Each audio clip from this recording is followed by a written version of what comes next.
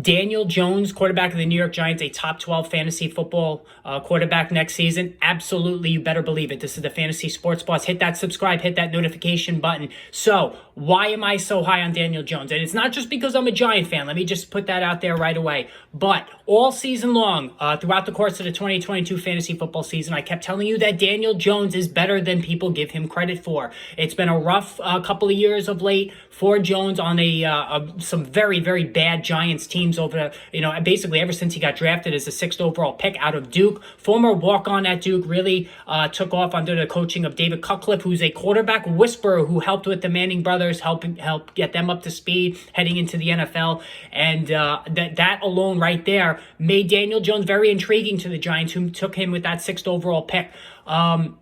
Certainly his rookie season was very impressive. Jones, what stood out quickly is that he threw a very good deep ball, fairly good accuracy, strong arm, and very, very athletic. The athleticism caught everybody off guard. Nobody really knew that Jones was this kind of a runner, like a young Mark Brunell. Anybody that's old enough to remember Mark Brunell, Jones, tremendous speed. And Duke, of course, Duke football doesn't get a lot of attention, unlike the basketball team. So, it was sort of like a secret about how fast Daniel Jones was and how he could be such a force on the ground running the football. And that has followed him all the way through this season, through some very lean times, a lot of turnovers, a lot of interceptions, a lot of fumbles over the last couple of years that really called into question Jones's ability to be a franchise quarterback. The Giants themselves did not pick up his 5th-year option. They hire Brian Daboll. Daboll very lukewarm on Jones in the preseason when discussing him. But Brian Daboll helped develop a raw and very, very inconsistent Josh Allen coming out of Wyoming. The thing with Josh Allen, poor accuracy coming out of college, really scared off a lot of teams.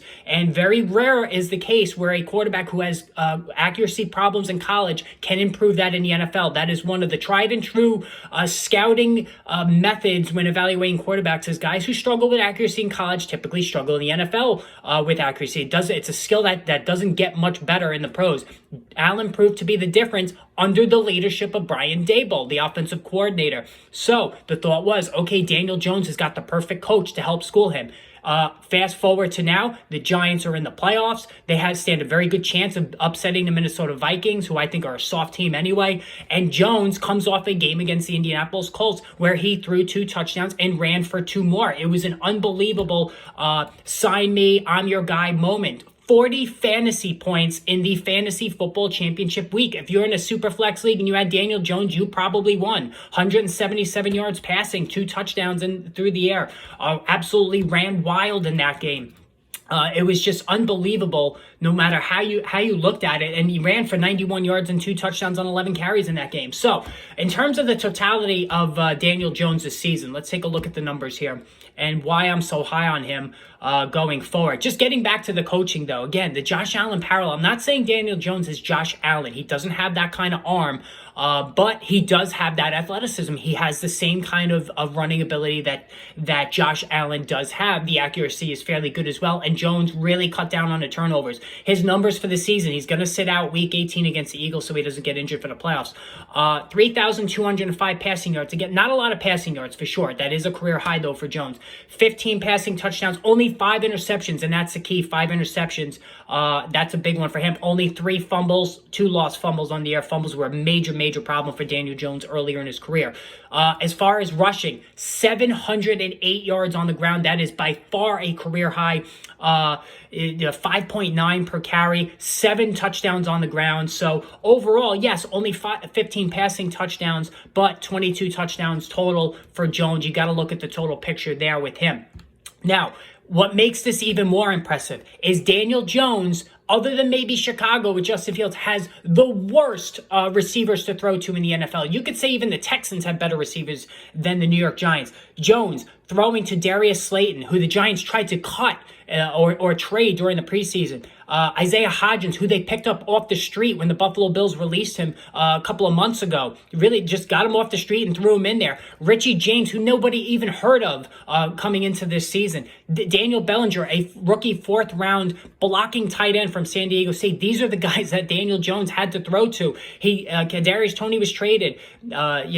Sterling Shepard went down injured. He just literally literally nobody for Jones to throw to, and he made it work. So next season, you could absolutely take it to the bank, take it to the house. The Giants have a lot of available cap space this offseason. They are going to sign a receiver. They're going to trade for a receiver, maybe a Chris Godwin. They're going to draft a receiver, maybe the TCU kid. They can come up and get that kid Johnston from TCU.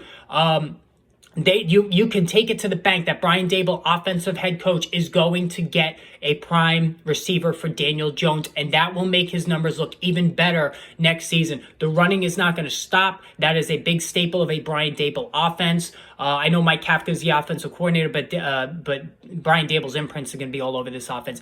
Daniel Jones will have better receivers to throw to. The Giants' offensive line played quite well this season. Andrew Thomas is a Pro Bowler at left tackle. Evan Neal, had some up and downs as a rookie at right tackle, but he looks like he's going to be a future Pro Bowler. They have some really good play. Mark Lewinsky, the right guard. John Feliciano, the center, was excellent this season. So I think that the protection is there. They're going to get weapons for Daniel Jones, and Jones is a runner. He's that dual threat quarterback. I told you guys, especially in single quarterback leagues, you want to get those dual threat quarterbacks that can contribute both throwing it and passing it. We saw the struggles. If you owned a Matthew Stafford, if you owned a Tom Brady, if you owned a Derek Carr, if you owned an Aaron Rodgers, how limited your fantasy quarterback was on a weekly basis because they didn't pick up yards on the ground. We saw shoddy passers like Justin Fields, Lamar Jackson, who could put up 40-point games each week because they supplement with their throwing as well. Daniel Jones, he put up 40 points in a fantasy championship week. He's capable of that. I think we're now going to see this is maybe the bottom of what you're going to see with Daniel Jones with Brian Daboll. I think next season he's going to be even much more productive. He proved his toughness, no excuse guy. The media, the fans, really coming around on Daniel Jones. I personally have liked Daniel Jones from the beginning. I had it in writing in my annual prospect draft guide. I was very high on Daniel Jones. I'm still a believer. Top 12 fantasy quarterback next season? Absolutely. I have him in the 12 spot as a top 12 fantasy quarterback next season. And I absolutely think, especially in super flex leagues, he would be an excellent second quarterback there. All right, hit the subscribe, hit the notification button. More Wrapup videos on the way soon.